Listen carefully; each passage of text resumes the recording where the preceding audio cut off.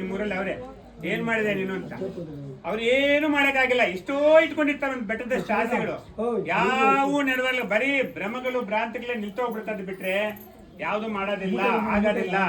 ಅದಕ್ಕೋಸ್ಕರ ನೀವು ಮಾಡಬೇಕಾಗಿರೋದೇನು, ದೀಕ್ಷೆ ತಗೊಂಡು ಗುರುಮಕ್ಕಳಾಗಿ ನೋಡಿ ಈ ತರ ನೀಟಾಗಿ ನೋಡಿ ಅವ್ರಿಗೆ ಎಷ್ಟು ಪೂಜೆ ಮಾಡಿದ್ರೆ ಧ್ಯಾನ ಮಾಡಿದ್ದಕ್ಕೆ. ಧ್ಯಾನ ಮಾಡಿಲ್ಲ ಅಂತ ಅವರು ಗುರುಮಾರ್ಗದಲ್ಲಿ ನಡೆದಿಲ್ಲ, ನಾನು ಬರೋದೇ ಇಲ್ಲ ಇಲ್ಲಿ, ನನ್ಗೇನ್ ಕೆಲಸ. ಅವ್ರ ಪಾಟಿಗೆ ಅವ್ರೇನೋ ಅವ್ರ ಶಾಸ್ತ್ರ ಪ್ರಕಾರ ಅವ್ರು ಮಾಡ್ಕೊತಾರೆ, ಗೊತ್ತಾಗತ್ತಾ? ಆ ರೀತಿಯಾಗಿ ದೇವರಾಗುವಂತ ಕೆಲಸ ಶ್ರೇಷ್ಠವಾದ ಕೆಲಸ ನಾವು ಮಾಡೋದನ್ನ ಬದುಕಿದ್ದಾಗೆ ಮಾಡ್ಕೊಬೇಕು. ಬಿಟ್ರೆ ಆ ಕೆಲಸ ಬಿಟ್ಟು ಇದು ಯಾವೋ ಇದ್ರ ಮೇಲೆ ನಾವು ಏನೋ ಮಾಡಿ ಇಟ್ಕೊಂಡಿದ್ದೀನಿ ನಾನೇ ಗ್ರೇಟ್ ಅಂತಂದ್ರೆ ಅವು ಯಾವೂ ಆಗೋದಿಲ್ಲ. ಅದಕ್ಕೆ ವೇಮಣ್ಣವ್ರು ಒಳ್ಳೆ ಮಾತು ಮಾತಾಡ್ತಾರೆ. ಗುರುನಿ ಶಿಕ್ಷಲೇಕ ಗುರುನಿ ಶಿಕ್ಷಲೇಕ ಗುರು ತೆట్లు ಕಲುಗುನು ಅಜುನಿಕೈನ ವಾಣಿ ಅಬ್ಬಕೈನ ತಾಳ ಪೂಜೆ ವಿಲೇಕ ತಲುಪೆಟ್ಲೂಡುನು ವಿಶ್ವದಾಭಿರಾಮ ವಿನುರವೇಮ. ಅವ್ರು ಮಹಾಯೋಗಿ ಮಾತಾಡ್ತಾರೆ ಏನಂತ, ಒಬ್ಬ ಗುರು ಹತ್ರ ಶಿಕ್ಷಣ ಹೊಂದಬೇಕು. ಯಾರು ಗುರು? ನಿನ್ನಲ್ಲಿ ಆಡ್ತಾ ಇರೋಂಥ ಉಸಿರಾಟ, ನಾನಲ್ಲ. ಅರ್ಥಾತ್ ನಾನು ಮಾರ್ಗದರ್ಶನ ತೋರಿಸ್ತೀನಿ, ಈಗ ಮಾಡ್ಬೇಕು, ಈಗ ಮಾಡ್ಕೊಬೇಕು ಅಂತ. ನಿನ್ನಲ್ಲಿ ಆಡ್ತಾ ಇರೋಂಥ ಉಸಿರಾಟ ಅವನೇ ನಿನ್ ಗುರು. ಅವನ ಜೊತೆಯಲ್ಲಿ ನೀನು ಶಿಕ್ಷಣ ಹೊಂದಬೇಕು. ಕೆಲಸ ಮಾಡ್ತಾ ಇದೀಯಾ, ಧ್ಯಾನ ಮಾಡ್ಕೊಂಡು ಮಾಡ್ಕೊ. ಅರ್ಥಾಯ್ತಾ? ದಾರಿ ಮೇಲೆ ನಡ್ಕೊಂಡು ಹೋಗ್ತಾ ಇದೀಯಾ, ಧ್ಯಾನ ಮಾಡ್ಕೊಂಡು ಹೋಗು. ನೀನ್ ಏನ್ ಬೇಕೋ ಎಲ್ಲ ಧ್ಯಾನ ಮಾಡ್ಕೊಂಡು ಉಸಿರಾಟದ ಮೇಲೆ ಮನಸ್ಸಿಟ್ಕೊಂಡು ನಾವೇನಾದ್ರೂ ಹೋಗಿದ್ದು ಸತ್ಯ ಆದ್ರೆ ನಮ್ ಜನ್ಮ ಸಾರ್ಥಕ ಮಾಡ್ಕೊಳ್ಳುವಂತ ಕೆಲಸ ಇರುತ್ತೆ. ನಿನ್ಗೆ ಏನ್ ಬೇಕೋ ಗೋರಿನ ಹೊರಮಿಚ್ಚು. ನೀನ್ ಉಸಿರಾಟ ಹಿಡ್ಕೊಂಡು ಧ್ಯಾನ ಮಾಡಿದ್ರೆ ನಿನಗೆ ಏನ್ ಬೇಕೋ ಒಳ್ಳೆ ಆರೋಗ್ಯ ಇರುತ್ತೆ, ಐಶ್ವರ್ಯ ಇರುತ್ತೆ, ಮನೆ ಇರುತ್ತೆ, ಮಠ ಇರುತ್ತೆ, ಎಲ್ಲಾನು ಏನೇನ್ ಬೇಕೋ ಎಲ್ಲಾನು ನಿನ್ಗೆ ಇರುವಂತ ಪರಿಸ್ಥಿತಿ ನಿನ್ಗೆ ಆ ಪ್ರಕೃತಿ ಮಾಡಿಕೊಡುತ್ತೆ. ಅರ್ಥ ಮಾಡ್ಕೊಳ್ಳಿ. ಅದನ್ನ ನಾವು ತಿಳ್ಕೊಂಡು ಧ್ಯಾನ ಮಾಡಬೇಕು ಹೆಚ್ಚಾಗಿ. ನಾವು ಬರೀ ಇಂದ್ರಿಯಗಳ ಭ್ರಮೆನಲ್ಲಿ ಹೋಗ್ತಾ ಇದೀವಿ. ಈ ಕಣ್ಣು ಒಂದು ಭ್ರಮೆ ತೋರಿಸುತ್ತೆ, ಕಿವಿ ಒಂದು ಭ್ರಮೆ ತೋರಿಸುತ್ತೆ, ಬಾಯಿ ಒಂಥರ ಭ್ರಮೆ ತೋರಿಸುತ್ತೆ, ಶರೀರ ಒಂಥರ ಭ್ರಮೆ ತೋರಿಸುತ್ತೆ. ಅದು ಎಲ್ಲ ಸೇರ್ಕೊಂಡು ಮನಸ್ಸು ಒಂದಿರುತ್ತೆ. ಆ ಮನಸ್ಸು ಒಂದು ನಮ್ಮ ದೊಡ್ಡ ದೊಡ್ಡ ಯೋಜನೆಗಳನ್ನ ಒಂದು ನಿರ್ಮಾಣ ಮಾಡಿ ಇದು ಮಾಡಬೇಕು, ಅದು ಮಾಡಬೇಕು, ಅದು ಮಾಡಬೇಕು, ಇದು ಮಾಡಬೇಕು ಅಂತ ಹೇಳ್ಬಿಟ್ಟು ಮಾಡೋ ಕೆಲಸನ ಮಾಡಕ್ ಬಿಡಲ್ಲ. ಅದನ್ನ ಕೆಡಿಸಿ ನಮ್ಮ ಜನ್ಮನ ನಿದ್ರೆನೇ ಇಲ್ದಂಗೆ ಹಾಳು ಮಾಡಿ ಆರೋಗ್ಯ ಕೆಡಿಸಿ ನಮ್ಮ ಶರೀರ ಏನಕ್ಕೂ ಕೆಲಸ ಇಲ್ದಂಗೆ ಮಾಡಕ್ ಬರ್ತದೆ ಆ ಮನಸ್ಸು. ಅರ್ಥ ಮಾಡ್ಕೊಳ್ಳಿ. ಅಂತ ಮನಸ್ಸನ್ನ ನಾವು ಒಳ್ಳೆಯ ಯೋಚನೆಗಳಿಟ್ಟುಕೊಂಡು ಒಳ್ಳೆ ರೀತಿ ಧ್ಯಾನ ಮಾಡಿಕೊಂಡು ಸಮಾಧಾನವಾಗಿ ಆರೋಗ್ಯವಾಗಿ ನಾವು ನಿಧಾನ ಮಾಡಿಕೊಂಡು ಜೀವನ ಮಾಡಿದ್ರೆ ಒಳ್ಳೆ ಆಯುಷು ಇರುತ್ತೆ, ನಮ್ಮ ಜನ್ಮನು ಸಾರ್ಥಕ ಮಾಡುತ್ತೆ. ಬರೀ ಇಂದ್ರಿಯಗಳಿರೋದೆಲ್ಲ ನಾವು ಸುಖಗಳ ಅನುಭವಿಸೋಕ್ಕೋಸ್ಕರ ಅಲ್ಲ. ಆ ಇಂದ್ರಿಯಗಳಿರೋದು ಬರೀ ಮೋಕ್ಷ ಪಡೆಯೋಕ್ಕೋಸ್ಕರ. ಆ ಮೋಕ್ಷವನ್ನ ನಾವು ಪಡಿಬೇಕು. ಅದಕ್ಕೆ ನಮ್ಮ ಗಗನಾನಂದ ಗುರೂಜಿಯವರು ಒಳ್ಳೆ ಮಾತಾಡ್ತಾರೆ.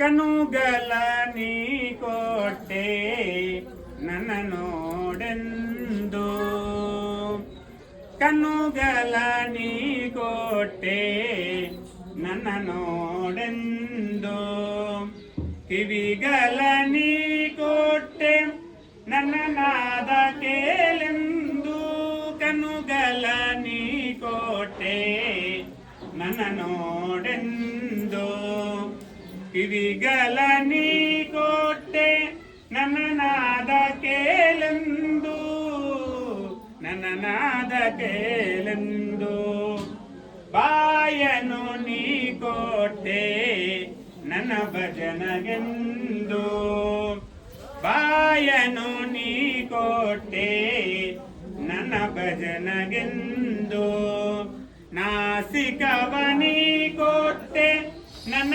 ಧ್ಯಾನಿಸೆಂದು, ನಾಸಿಕವ ನೀ ಕೊಟ್ಟೆ ನನ್ನ ಧ್ಯಾನಿಸೆಂದು, ಕಣ್ಣುಗಳ ನೀ ಕೊಟ್ಟೆ ನನ್ನ ನೋಡೆಂದು, ನೀನಾರೆಂದೆ ಎಲ್ಲಿಂದ ಬಂದೆ, ಬಂದಿದ್ದು ಮರೆತೆ ಇಲ್ಲದ್ದು ಕಲಿತೆ, ಬಂದಿದ್ದು ಮರೆತೆ ಇಲ್ಲದ್ದು ಕಲಿತೆ, ಕಲಿತಿದ್ದು ಬಲಿತು ಮುಂದೆಲ್ಲಿ ಪ್ರಯಾಣ, ಪ್ರಯಾಣಕ್ಕೆ ಮುನ್ನ ನಿನ್ನ ಕೆಲಸದ ಹರಿವೇನು, ಪ್ರಯಾಣಕ್ಕೆ ಮುನ್ನ ನಿನ್ನ ಕೆಲಸದ ಹರಿವೇನು, ಕನುಗಲ ನೀ ಕೊಟ್ಟೆ ನನ್ನ ನೋಡೆಂದು, ಕಿವಿಗಳ ನೀ ಕೊಟ್ಟೆ ನನ್ನ ನಾದ ಕೇಳೆಂದು, ನನ್ನ ನಾದ ಕೇಳೆಂದು. ಈ ಕಣ್ಣುಗಳು ಕೊಟ್ಟಿದ್ದಾನೆ ನಮಗೆ ಯಾರು? ಸದ್ಗುರುಮೂರ್ತಿ. ಏನಕ್ಕೆ ಅಂತ ದೇವ್ರು ನೋಡು, ಶ್ರೇಷ್ಠವಾದ ದೇವರು. ಕಣ್ಣಲ್ಲಂದೆ ವಚ್ಚುದುರಿತಂ ಕಣ್ಣಲ್ಲಂದೆ ಮೋಕ್ಷಮ ಕಣ್ಣಲ್ಲಂದೆ ಯೋಗ ಮೂಲಂ ಅಮರ ಶ್ರೀನಾರಾಯಣ ಆತ್ಮವ್ರು ಹೇಳಿದ್ರು. ಕಣ್ಣಲ್ಲೇ ಇದೆ ನಿಮ್ಗೆಲ್ಲ, ಎಲ್ಲ ಕಣ್ಣಿಂದನೇ ಬರುತ್ತೆ ದ್ವಂದ್ವ, ಕಣ್ಣಲ್ಲೇ ಮೋಕ್ಷ ಇದೆ, ಯಾವ ತರ ಬೇಕು ಮಾಡ್ಕೊ ಅಂತ ಹೇಳಿ ಮಹಾತ್ಮ ತೀರ್ಮಾನ ಮಾಡೋಗಿದ್ದಾರೆ. ಅಂತೂ ಕಣ್ಣುಗಳು ನಮಗ್ ಕೊಟ್ಟಿದ್ದಾಗ ಆ ಕಣ್ಣುಗಳಿಂದ ನಾವು ದೇವರನ್ನ ನೋಡಬೇಕು. ಯಾವಾಗ? ಧ್ಯಾನ ಮಾಡಿಕೊಂಡು ಆ ಗುರು ಹೇಳುವಂತ ಒಂದು ಮಾರ್ಗದಲ್ಲಿ ಧ್ಯಾನ ಮಾಡಿ ದೇವರನ್ನ ನಾವು ನೋಡ್ಕೊಬೇಕು. ಕಿವಿಗಳು ಕೊಟ್ಟಿದ್ದಾನೆ. ಕಿವಿಗಳು ಏನು ಕೊಟ್ಟಿರೋದು? ಅಕ್ಕಪಕ್ಕ ಮನೆಯವ್ರ ವಿಚಾರ ತಿಳ್ಕೊಳಕಲ್ಲ, ಅದರಲ್ಲಿ ತಳಗೋಲು ಹಾಕೊಂಡು ನಿದ್ದೆ ಇಲ್ದಂಗೆ ಹಾಳು ಮಾಡ್ಕೊಬಾರ್ದು. ಕಿವಿಗಳು ಕೊಟ್ಟಿರೋದೇನು? ನಿನ್ನೆಲ್ಲ ಆಡ್ತಾರಂತ ಉಸಿರಾಟ, ಅದರಲ್ಲಿ ನಾದಗಳು ಬರ್ತಾ ಇದೆ, ಗೊತ್ತಾಯ್ತಾ? ಆ ನಾದಗಳು ಕೇಳಪ್ಪ, ಹಂಗೆ ಏನ್ ಹೇಳ್ತದ ಅದು, ನೀನ್ ಯಾರು ಅಂತ ಆ ನಾದ ಸ್ವಲ್ಪ ತಿಳ್ಕೊ ಅಂತೇಳಿ ಕಿವಿಗೆ ಕೊಟ್ಟಿದ್ದಾನೆ. ಬಾಯಿ ಕೊಟ್ಟಿದ್ದಾನೆ. ಬಾಯಿ ಏನು ಕೊಟ್ಟಿರೋದು? ಬರೀ ತಿಂದು ತಿಂದು ತೇಗಿ ತಪ್ಪಾಗಕ್ಕಲ್ಲ, ಬರೀ ನಾವು ಅದರಲ್ಲಿ ಏನು ಭಜನೆ ಮಾಡಕ್ಕೋಸ್ಕರ, ಗೊತ್ತಾಯ್ತಾ? ಯಾವಾಗ ನೀನು ಭಜನೆ ಮಾಡ್ತೀಯೋ ಆ ಬಾಯಿಂದ, ನಿನ್ನ ಒಳಗಡೆ ಇರುವಂತೂ ಆ ಅಜ್ಞಾನ ಎಲ್ಲ ದೂರ ಆಗುತ್ತೆ, ಮಾಡಿದ್ದ ಕರ್ಮ ಎಲ್ಲ ಕಡಗುತ್ತೆ. ಒಳಗಡೆ ಕೋಟ್ಯಾನು ಕೋಟಿ ಅಣುಗಳು ಕಾಯ್ತಾ ಇದೆ. ಏನಂತ ಕಾಯ್ತಾ ಇದೆ? ನೀನ್ ಏನೇನು ಒಳಗಡೆ ಹಾಕಿದ್ಯೋ ಆ ಭ್ರಮಗಳೆಲ್ಲ ಸಿಕ್ಕಿಲ್ಲ ಅಂತ ಹೇಳ್ಬಿಟ್ಟು ನಿಮ್ಗೆ ಹಿಂಸೆ ಕೊಡ್ತಾ ಇದೆ, ನಿದ್ದೆ ಮಾಡಕ್ ಬಿಡ್ತಾ ಇಲ್ಲ.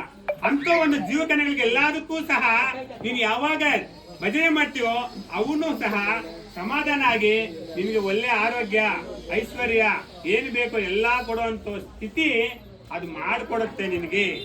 ಅರ್ಥ ಮಾಡ್ಕೊಳ್ಳಿ. ಈ ರೀತಿಯಾಗಿರುವಂತ ನಾವು, ನೀನ್ ಯಾರಂದೆ, ನೀನ್ ಯಾರು, ಇಲ್ಲಿಂದ ಬಂದಿದ್ಯಾ, ಏನ್ ಮಾಡ್ತಾ ಇದೀಯಾ, ಇಲ್ಲಿಂದ ಏನ್ ಹೊತ್ಕೊಂಡು ಹೋಗ್ತೀಯಾ, ಒಂದ್ಸರಿ ಪ್ರಶ್ನೆ ಮಾಡ್ಕೊಬೇಕು. ನಾವು ಪ್ರಶ್ನೆ ಮಾಡ್ಕೊಂಡು ನಮ್ಮನ್ನ ನಾವು ತಿಳ್ಕೊಂಡಿಲ್ಲ ಅಂದ್ರೆ ನಾವು ಎಷ್ಟಕ್ಕೆ ಬದುಕಿದ್ರು ಸಹ, ಎಷ್ಟು ಜನ್ಮಗಳೆತ್ತಿದ್ರು ಸಹ ಏನು ಪ್ರಯೋಜನಗಳ ಜೀರೋ, ವೇಸ್ಟ್. ಪ್ರಾಣಿಗೂ ನಮಗೂ ಏನು ವ್ಯತ್ಯಾಸ ಇಲ್ಲ ಹಂಗಂತೇಳಿ ಮಹಾತ್ಮರು, ಕನಕದಾಸರು, ಮತ್ತೆ ನಮ್ಮ ಕೈವಾರದವರು, ವೇಮಣ್ಣವರು, ವೀರಬ್ರಹ್ಮಯ್ಯನವರು, ಅವ್ರಿಗೆಲ್ಲ ಏನ್ ಬುದ್ಧಿ ಇಲ್ವಾ? ಅವರೆಲ್ಲ ಸತ್ಯ ಯಾವುದು ಅಂತ ಸಾಧನೆ ಶೋಧನೆ ಮಾಡಿ ಅದನ್ನ ನಮ್ಮ ಕಂಟ ಕೊಟ್ಟು ಹೋಗಿದ್ದಾರೆ. ಅದನ್ನ ನಾವು ಮಾರ್ಗದಲ್ಲಿ ಅವ್ರು ಹೇಗೆ ನಡೆದ್ರು ನಾವು ಆ ಮಾರ್ಗದಲ್ಲಿ ನಡೆದು ನಮ್ಮ ಜನ್ಮವನ್ನ ನಾವು ಸಾರ್ಥಕ ಮಾಡ್ಕೊಬೇಕು. ಇಲ್ಲ ಅಂತಂದ್ರೆ ಏನು ಉಪಯೋಗ ಆಗಲ್ಲ. ಅರ್ಥ ಮಾಡ್ಕೊಳ್ಳಿ. ನಿನ್ಗೆ ಏನಾದ್ರೂ ಬೇಕಾ? ನಿನ್ನ ಒಳಗಡೆ ದೇವರಿದ್ದಾನೆ, ಕೇಳು, ಧ್ಯಾನ ಮಾಡು. ನೀನ್ ಕೇಳ್ಕೊ, ನಿನ್ನ ಒಳಗಡೆ ಇದ್ದಾನೆ ದೇವರು. ನೀನ್ ಎಲ್ಲೋ ಹೋಗಿ ಕೇಳ್ಬೇಡ. ಎಲ್ಲೋ ಕೇಳಿದ್ರೆ ಏನು ಪ್ರಯೋಜನ ಆಗಲ್ಲ. ನಿನ್ನ ಒಳಗಡೆ ಅವನೇ ಇದ್ದಾನೆ. ಕೋರಿನ ಬರ ಬಿಚ್ಚು. ನಿನ್ಗೆ ಏನ್ ಬೇಕು ವೇಮಣ್ಣವ್ರು ಹೇಳ್ತಾರೆ, ನಿನ್ಗೆ ಏನ್ ಬೇಕು ಅದು ಕೊಡುತ್ತೆ, ನೀನ್ ಧ್ಯಾನ ಮಾಡು ಸಾಕು ಅಂತೇಳಿ ಮಹಾತ್ಮರೆಲ್ಲ ತೀರ್ಮಾನ ಮಾಡಿ ಇಟ್ಟು ಹೋಗಿದ್ದಾರೆ. ಅರ್ಥ ಆಗತ್ತಾ? ಅಂತೋ ಒಂದು ಮಾನವ ಜನ್ಮ, ಶ್ರೇಷ್ಠವಾದ ಮಾನವ ಜನ್ಮ ನಾವು ತಗೊಂಡ್ಬಂದಿರೋದು. ಯಾವ್ದೋ ಪ್ರಾಣಿ ಜನ್ಮ ಹಚ್ಕೊಂಡ್ ಬಂದಿಲ್ಲ. ನಾವು ದೇವರಾಗುವಂತ ಮಾನವ ಜನ್ಮ ಎತ್ಕೊಂಡ್ ಬಂದಿದ್ವಿ. ಮಹಾತ್ಮರೆಲ್ಲ ಮನುಷ್ಯರಾಗೆ ದೇವರಲ್ಲಾಗಿದ್ದಾರೆ, ಪರಮ ಪದವಿ ಹೊಂದಿದ್ದಾರೆ. ಇವತ್ತು ಅವ್ರ ಹೆಸರಲ್ಲಿ ಇಟ್ಕೊಂಡು ಅವ್ರ ಕ್ಷೇತ್ರದಲ್ಲಿ ಕಟ್ಕೊಂಡು ಅವೆಲ್ಲ ನಾವು ಸುತ್ತಾ ಇದೀವಿ. ಬಟ್ ಅವ್ರು ಹೇಳುವಂತ ಪದ ಒಂದು ಕೇಳಿಸ್ಕೊಳಲ್ಲ ನಾವು. ಇವಾಗ ನಾವು ಕುರುಬರು ಅಂತೀವಿ, ಕನಕದಾಸ ರಿಪೋರ್ಟ್ ತಗೊಂಡ್ಬಂದು ಹಾಲಲ್ಲಿ ಇಕ್ತೀವಿ. ಯಾರಪ್ಪ ನೀವು? ನಾವು ಕನಕರಪ್ಪ ಅಂತ ನಾವು ಕುರುಬರು ಅಂತ ಹೇಳ್ತೀವಿ. ಕನಕದಾಸ ಏನ್ ಹೇಳಿದಾರೆ ಅಂತ ಒಂದು ಪದ ನಾವು ಫಾಲೋ ಮಾಡ್ತೀವ? ಅವೆಲ್ಲ ನಮ್ಗೆ ಗೊತ್ತಿಲ್ಲ ಸ್ವಾಮಿ. ನಮ್ಮ ಜಾತಿಯವರು, ಅವ್ರ ಮಹಾತ್ಮರು, ನಾವು ಮನೇಲಿ ಇಟ್ಕೊಂಡಿರ್ತೀವಿ, ಒಂದೆರಡು ಗಡ್ಡೆ ಹಚ್ಚಿರ್ತೀವಿ, ಇಷ್ಟೇ ತಿಳ್ಕೊಂತೀವಿ. ಬಿಟ್ರೆ ಅವ್ರು ಹೇಳಿರುವಂತ ಮಾರ್ಗ, ಅವ್ರು ನಡೆದಿರುವಂತ ಮಾರ್ಗ ಒಂದ್ ಎರಡು ತಿಳ್ಕೊಂಡು ನಾವು ಮುಂದೆ ಹೋದ್ರೆ ನಮ್ ಜನ್ಮ ಸಾರ್ಥಕ ಆಗತ್ತೆ. ಅರ್ಥ ಆಯ್ತಾ? ಆ ಪೂಜೆ ಮಾಡೋದು ಏನಿದು, ಅವ್ರು ಹೇಳೋದು, ಅವ್ರು ಏನ್ ಹೇಳ್ತಾರೆ ಅದನ್ನ ಪೂಜೆ ಮಾಡಿ. ಇವಾಗ ನಾವು ಇಲ್ಲಿ ಪೂಜೆ ಮಾಡಿದ್ವಿ, ಏನಂತ ತಿಳ್ಕೊಂಡಿದ್ರೆ ಕೈಸ ಪೂಜೆ ಮಾಡಿದ್ವಿ, ಏನು ವರಮಹಾಲಕ್ಷ್ಮಿ ಬಂದಲ್ಲಿ ಕುತ್ಕೊಂಡಂತಾನ ಅಲ್ಲ.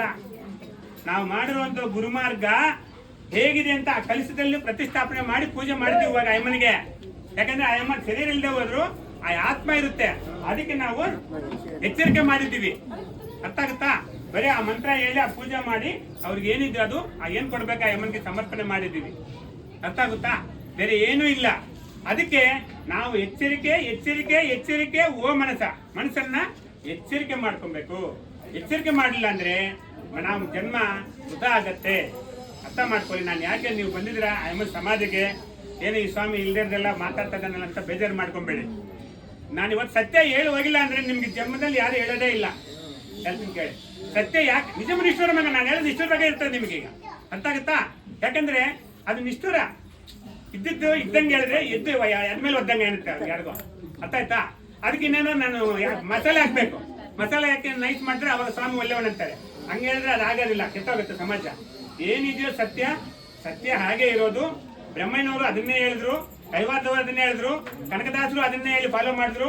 ಪ್ರತಿಯೊಬ್ಬರೂ ಸಹ ಅದನ್ನೇನೆ ನಾವು ತಿಳ್ಕೊಂಡು ಮಹಾತ್ಮರಾಗಿದ್ದಾರೆ. ನಾವೂ ಸಹ ಅದನ್ನೇ ಫಾಲೋ ಮಾಡಿಕೊಂಡು ಅದನ್ನ ತಿಳ್ಕೊಂಡು ಮುಂದೆ ಹೋಗ್ಬೇಕು. ಅದಕ್ಕೆ ದೇವ್ರು ಹೇಗಿದ್ದೇನೆ ಅಂತೇಳಿ ನಾನು ಏನಪ್ಪ ರೆಡಿನ ಅದು ಹೊರಡ್ಬೋದಾ?